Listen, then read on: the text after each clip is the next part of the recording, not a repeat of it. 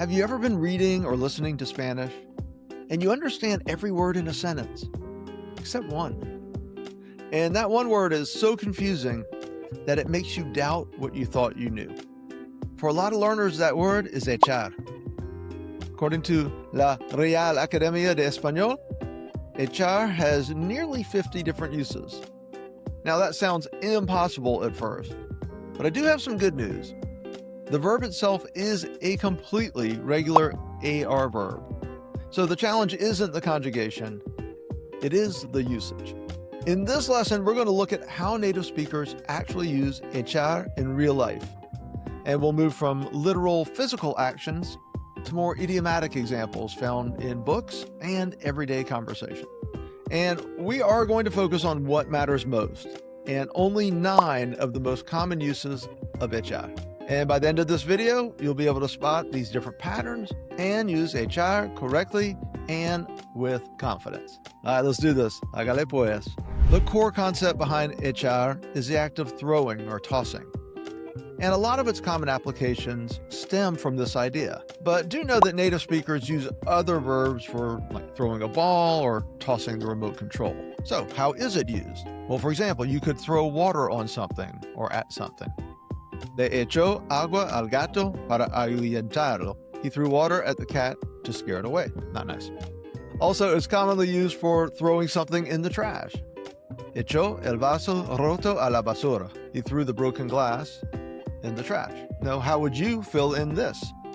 Ella, espacio, su reciclaje en la caneca correcta. It would be ella echó su reciclaje en la caneca correcta. She threw recycling in the correct bin. And you can use it to throw people, so to speak. In her novel Violeta, Isabel Allende describes a character putting or throwing, just as we say, her grandson into a car. Apenas se levantó el toque de queda.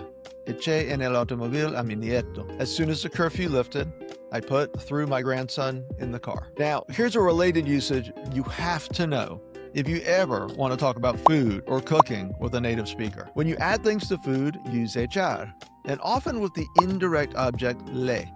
For example, if I'm at a coffee shop, échale un poco de leche de soja a mi café, por favor. Throw a little bit of soy milk in my coffee, please. If I'm talking to my friend, échale o echarle más condimento a la sopa. Throw some more seasoning in the soup. And I'll use both pronunciations because I use the voceo.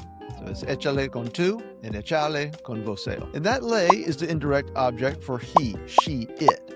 And it's used because there's an object where we're throwing things.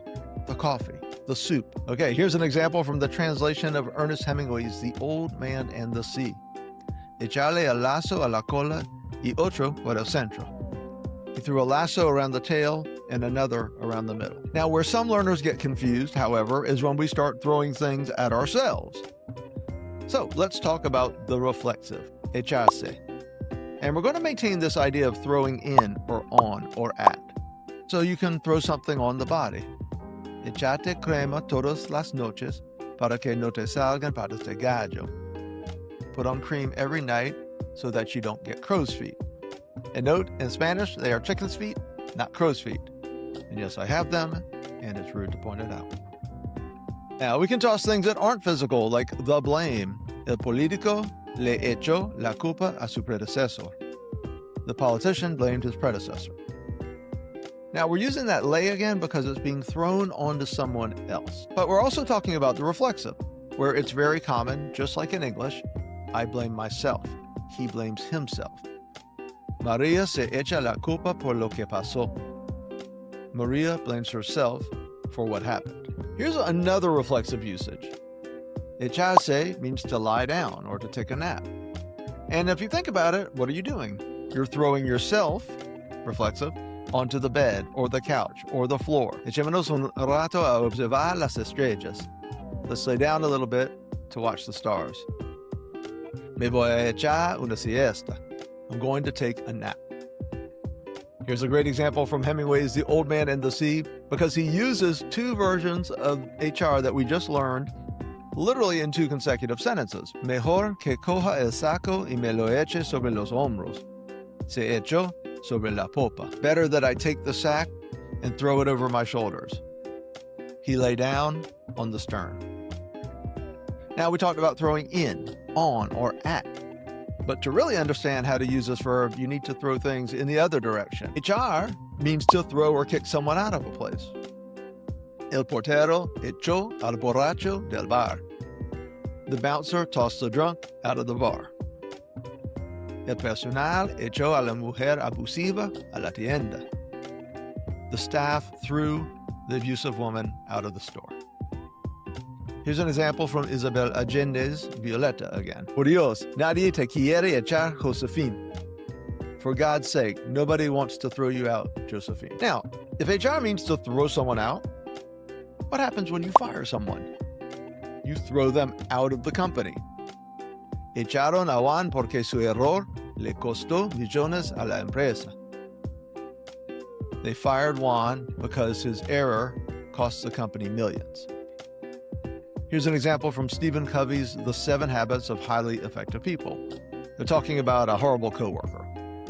Las otras enfermeras sienten lo mismo. Casi rezamos para que lo echen. The other nurses felt the same. They almost prayed for him to be fired. Okay, here's the part that trips up a lot of people. A lot of Echar's uses have nothing to do with tossing or throwing. We're going to look at these together. Echar un vistazo and echar un ojo. Echar un vistazo is a standard, more formal way to describe a quick scan or a brief review, like glancing at a document or checking the time. Echar un vistazo a este informe antes de que lo enviemos a los clientes. Take a look at this report before we send it to the clients.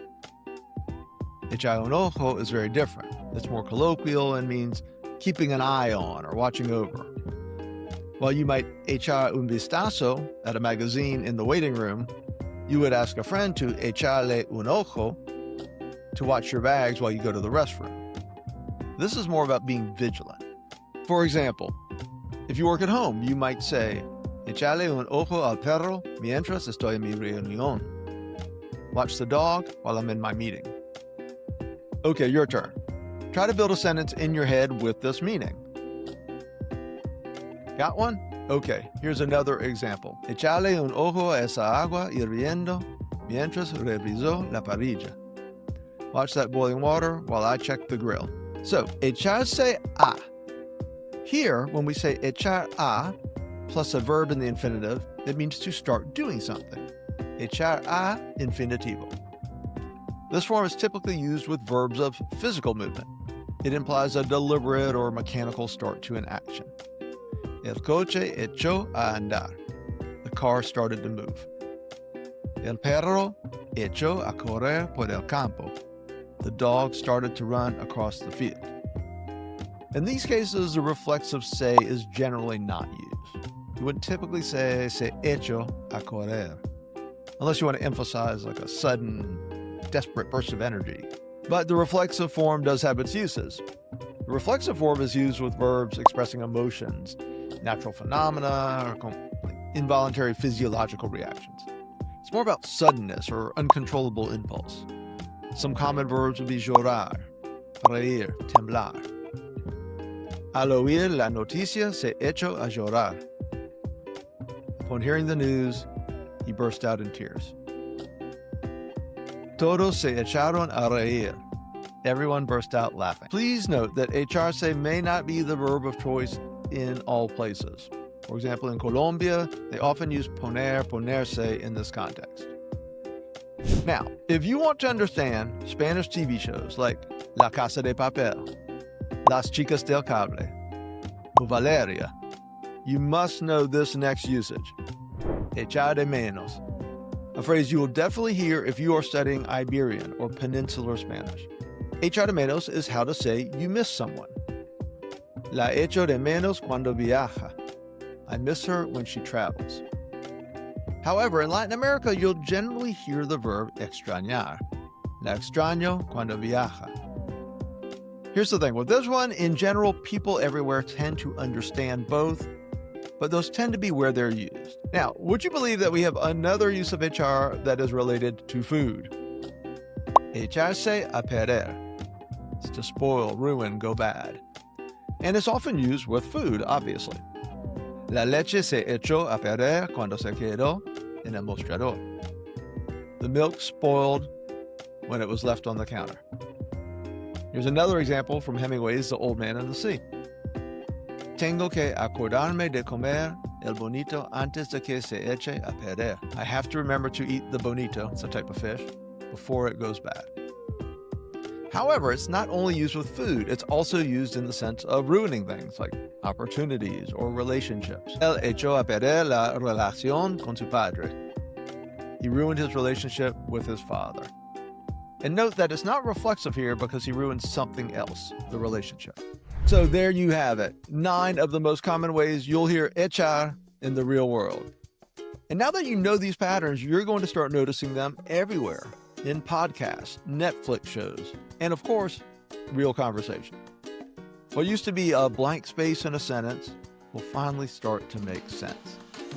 And speaking of filling in blank spaces, today in this age of people feeling more disconnected from each other than ever, I truly believe that language and culture can help us not only connect with each other, but understand each other.